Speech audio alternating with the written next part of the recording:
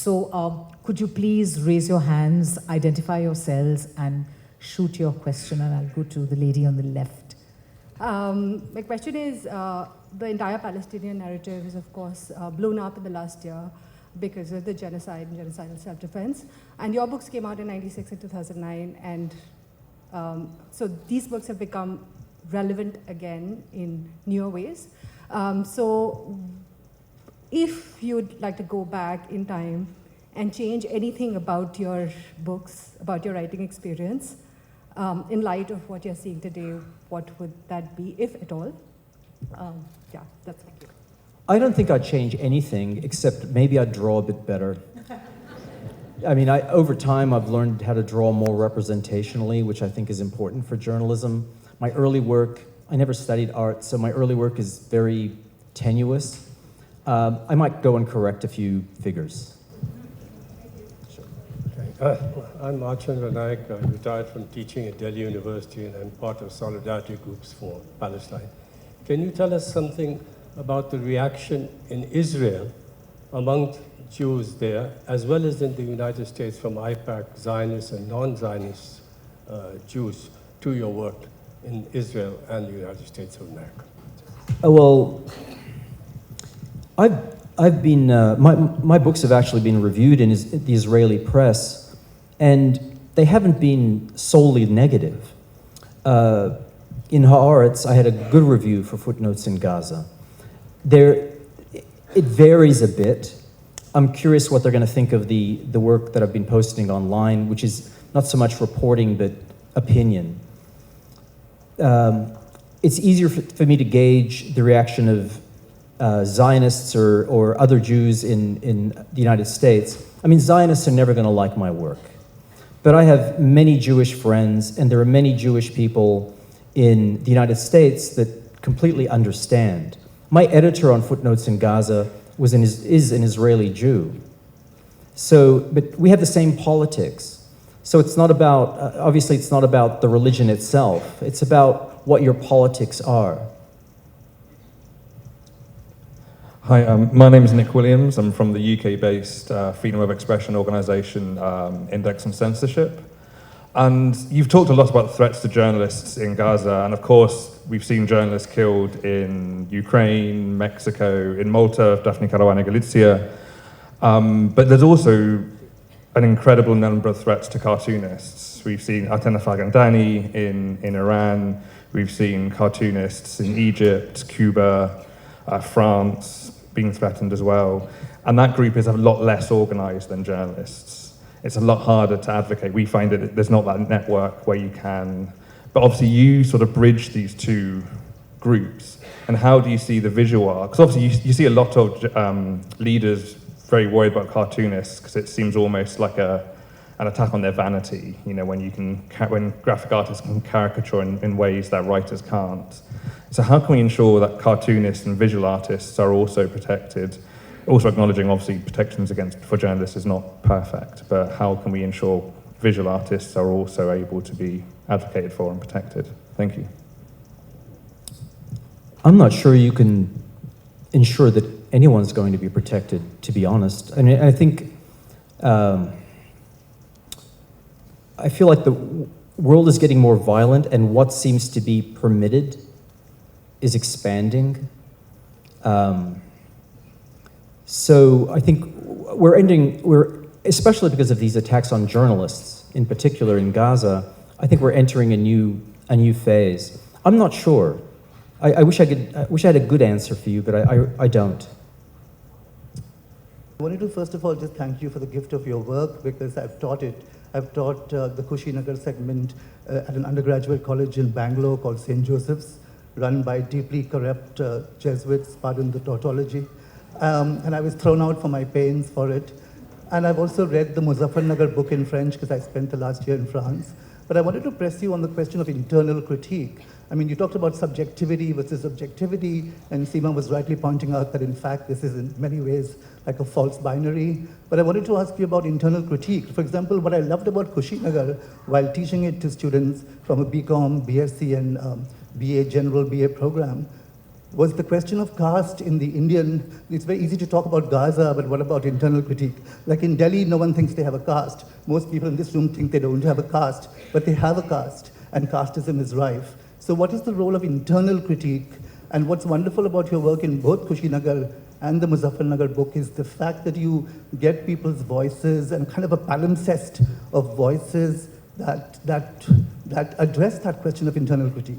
So what is your thought on the question of internal critique before becoming easy critics of fascism elsewhere, or fascism at home even? What about internal critique? Well, at its best, I think if I did a piece like Kushinagar, it wouldn't be like, I hope it wouldn't be thought of as just an outsider coming to look at our dirty laundry. That's not how I'm thinking about it. At its best, it would be used for internal dialogue in India about these things, a way of entering into this framework, which you know quite well, to critique it yourselves. Hi.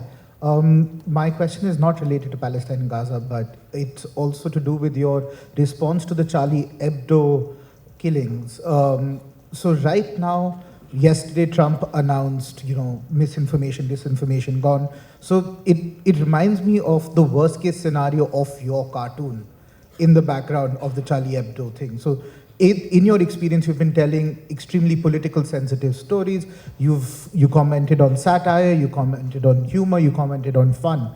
But when the state removes its responsibility in identifying truth and not truth, what are the lessons that young storytellers can do? What are the lines we have to toe? Yeah, I think sort of, do you want to just summarize that? Yeah. So right now, the idea of truth is being deeply contested. And in these gray areas, you have the scope of incidents like the Charlie Hebdo killing. So a lot of us, I think, are storytellers, are here because we're committed to the idea of storytelling. So what can you imagine will happen now for the art of storytelling, for comics and all of that in this area where what is truth is contested? So do you see more attacks? How can we protect ourselves? So will this be more polarized because of Mr. Trump? Yeah. So will it be more polarized? Will there be more like hate directed at people whose work you don't agree with? Well, that might be the case. You're asking me, but I think this has to be a collective response. I think that's what writers, cartoonists, journalists have to think about together. I don't have all the answers to this sort of thing. Like you, I'm just watching this unfold. I wish I could give you a better answer than that. Hi, so I am Adrit and I'm doing my, it's I hope it's okay now. So so I'm doing my master's from Stephens. So my question was something that you started off this lecture with about calling yourself a cartoonist and about the entire question of laughter. So what you are doing in your work precisely is to use laughter as a very significant tool in interrogating regimes which are authoritative and systems and structures which are authoritative.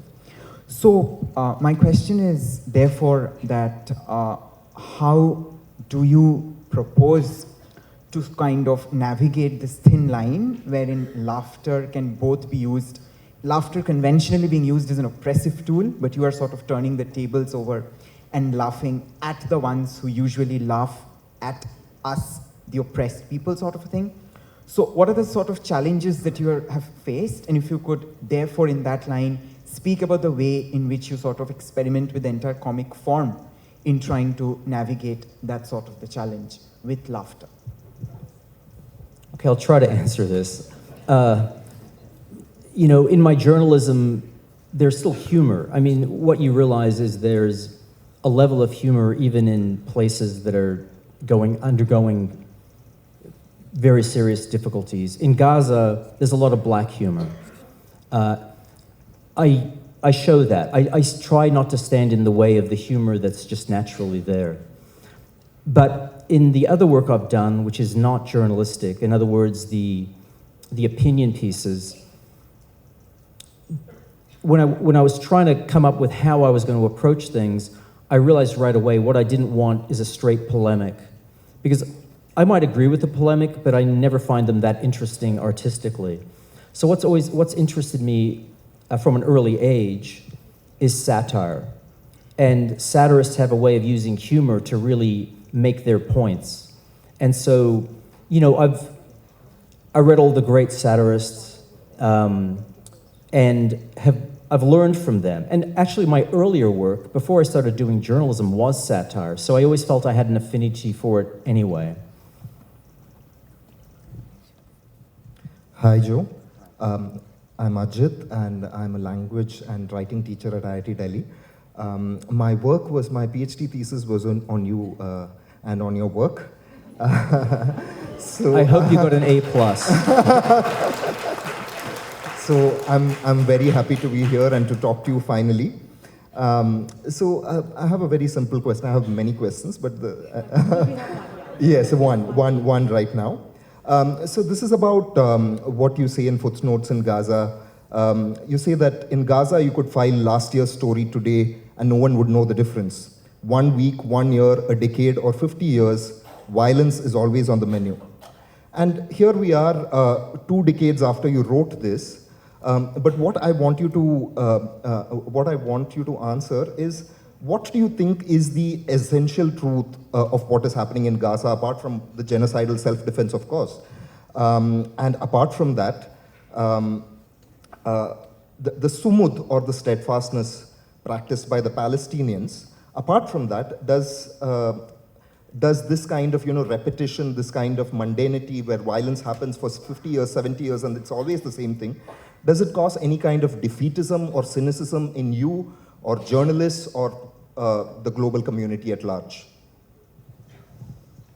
I think I can only talk for myself, but the problem, you like me, you were watching what was going on, and after a few weeks you realized this was unacceptable, and after a year it's still unacceptable, but it becomes kind of white noise, and there's a danger in that. You know, we're getting quite used to it. We're disgusted, but it's almost become like a normal now. It's a normal that we're disgusted with, and that's dangerous. Do I get cynical? I'm not sure if that's the right word, but what we're seeing really is just an attempted annihilation of a people. And I know, we expect so much of the Palestinians to have fortitude, but after a year, you can only imagine, a lot of them just wanted to stop. Whatever that means, it might not even be a good thing, what comes out of that. So I try to sort of think about everything, about what they must be feeling, how long they can go on, how Western governments especially, how long they can keep pushing this thing, keep pushing this lie that it's not a genocide. And I'm not sure where that's going to end up. If I became really cynical, maybe I would just stop doing what I'm doing. Okay, thank you. Hi, good evening. It's really nice to have been part of this session. And I actually came across your work for the first time a few years ago, Palestine itself. And then in my law school journey, I'm a lawyer now. But I had this elective called Violence, Memory and Justice, taught by Professor Oishik Sarkar. And I think my question is kind of coming from an influence from there, because while you were speaking, you said the term a special and morbid moment for journalists and writers. But in another elective of mine, I questioned my professor and I asked her, and I would like to ask you as well, how do we as civilians process the most documented genocide in history? It's digitally documented at this point in time. I think in the ICJ, South Africa was asked to stop collecting evidence because there was just too much evidence. So how do we as civilians of any country, civilians of the world, process this memory, this collective memory that is continuous in nature. There really seems to be no end to this. So how do you as a cartoonist view this failure of international law? Because I don't know if I have like one question there or even a question, but just something, yeah, I just would like to hear your thoughts. Thank you. Sure. I mean, I think the point is we can't process it. Right. I don't know how we process this. I mean, I'm being asked sort of like, how do we, but I'm having trouble with this myself. It's too much to digest, really. I mean, this is sort of the information we're getting is genocide, one image after another. And I think if we were able to really process it, we wouldn't really be humans. Right. So I think it's a real human response to have this really stuck in your throat. And I think the hard thing for me is feeling like it's going on and normal life is going on, and Exactly. it almost feels like it's being rubbed in our face, and just get over it, or in your face, or whatever it is that's going on here. It's really troubling. It's troubling to me too, and honestly, if I had an answer for processing it, I don't think you're supposed to process something like Right. this. But do you think your comics are a way for you to process? Well, I'm lucky. I have to say, maybe this is the difference with what you call civilians, is that it helps me personally, whatever good or not good it does for the people of Gaza, it probably does nothing, unfortunately, I think. But it helps me at least get my anger somewhere, put my anger somewhere, put my frustration somewhere. And I think that's what we all kind of need to do. That's probably it. How do you do that constructively? I do have a means, and I think maybe people here have to find their own means. Thank you so much. Sure. My name is Vineet Tiwari. I am a poet and a political activist.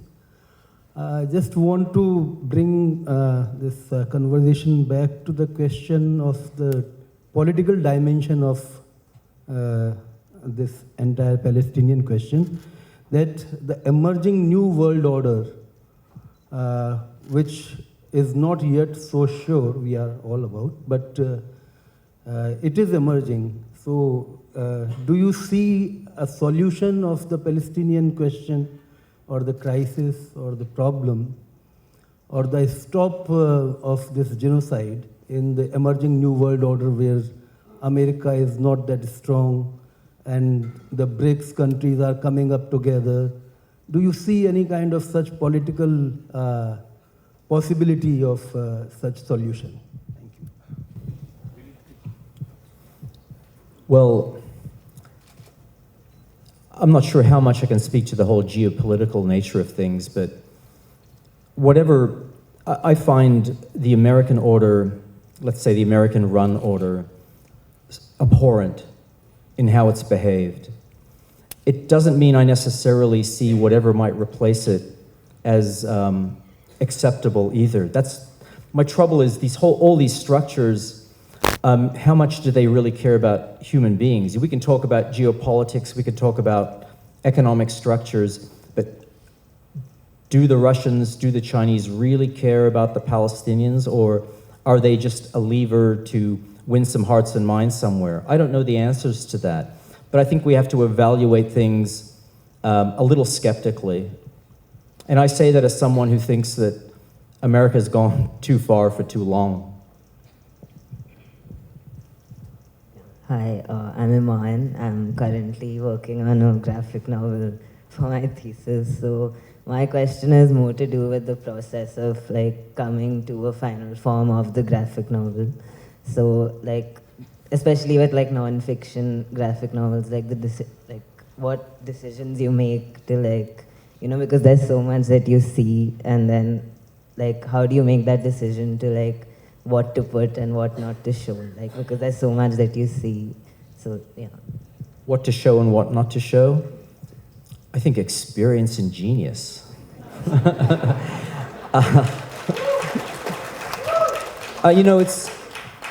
I think you learn things over time.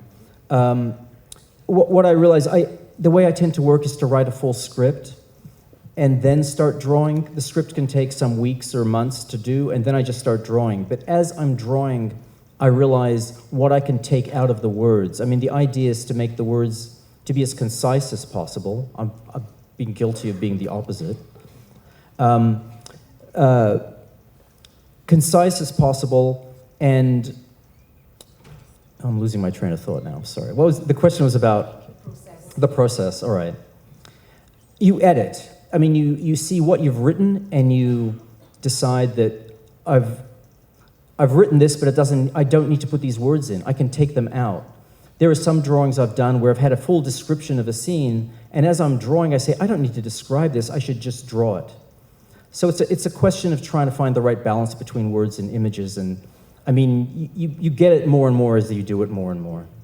Thank you. Yeah, hello, I'm Siddharth. So I actually had a question on how you look at the Western media and how they set the narrative. You talked about how it's all about setting the narrative nowadays. So you like illustrate a comic and you talk about these deep voices and these deep narratives, but then you look at like either CNN or BBC, and then you find out that they are suppressing stories from the on-ground journalists, and the editorial board is like suppressing or muting certain Palestinian atrocities or Israeli atrocities, right?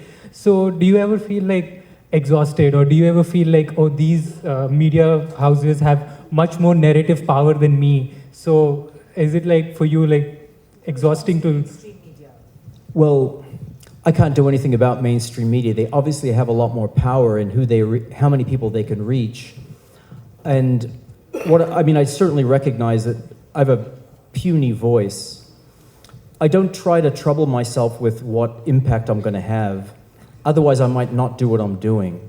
I mean, I really only do what I do because it just feels like the right thing to do as an individual. And if it has an impact, that's a good thing. But I just try to put it out in the world and see where it lands. As to CNN and BBC and those larger outfits, yeah, they have a big sway, but I'm not them and I don't have their power. Hi, I'm Rishabh. I'm a graphic designer. I work with the UN, and I'm working on a queer Dalit graphic novel right now with a UK university.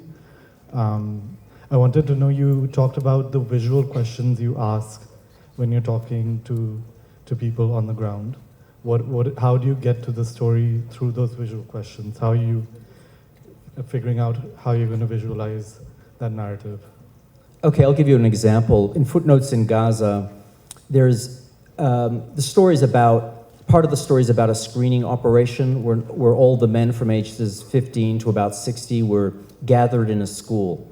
And the people were there for hours.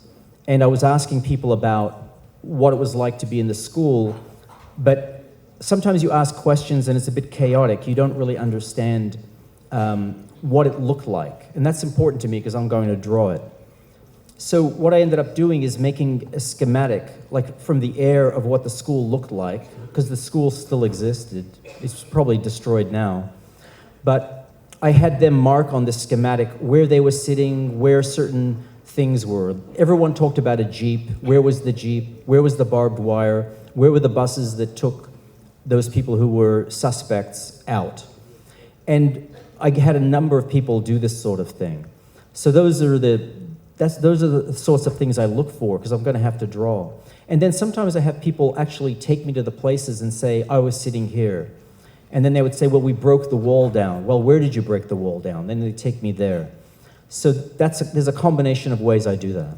Hi, Joe. I'm Mia. I'm also a comics artist. I want to ask you a question about, since you said you come from a journalism background mainly, which necessitates nonfiction, although yours is a subjective collection, it's still nonfiction. I feel historically, fiction has also had a large role to play in changing narratives and through allegory, metaphors, and all of that. So do you think, considering the state the world is at right now, how disastrous and how worse the situation seems to be, do you think fiction is starting to lose relevance in creating that impact and we need those realistic, like true to fact images anymore? I think fiction is super important. I think fiction is where things really come together.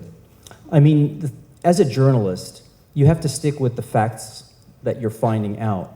And often as a journalist, you're seeing the links between things, but you can't prove the links between things. And that's what a fiction writer can do. A fiction writer can draw that line that as a journalist, you don't, ethically, you can't really do that yourself. And I think fiction writers are the ones, in some ways, they're the ones who have the real power to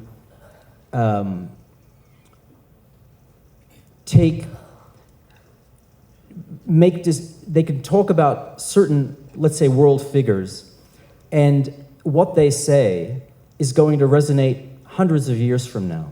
They can really get into it in that way. And sometimes that's the only justice that some people get, is through the work of fiction writers. Thank you. Sure. Fiction writers can really push the line. Oh yeah, absolutely. I envy fiction writers, actually. Hi, good evening, Joe. We met yesterday. I'm also doing a PhD on, one of my primary texts is your work. My PhD is on the graphic representation of the Middle East. So as much as I'm interested in the content, I'm also interested in the form of the comics that you use. And I'm wondering, you have revolutionized the way that the Palestine is talked about through the form of comics and through comics journalism.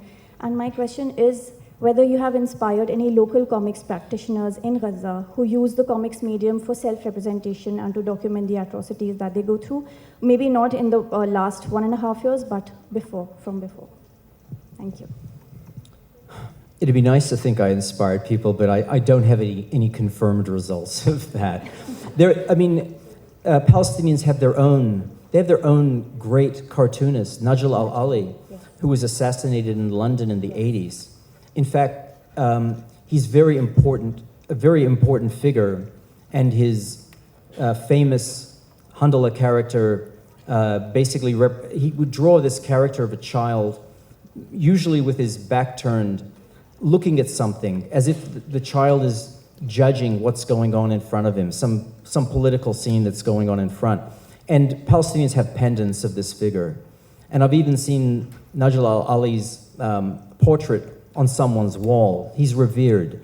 So they already have a tradition of that sort of critique through cartoons, and they never really needed me to show them any way. Hi, I'm Himangi, and it's so good to hear from you. My question is related to your usage of the gutter space. So in your book, Palestine, there are pages where the gutter space has been used for reports, and then there are pages where there is no gutter space. And of course, then we have something that adheres to the comic grammar with box, and then a plain black gutter space.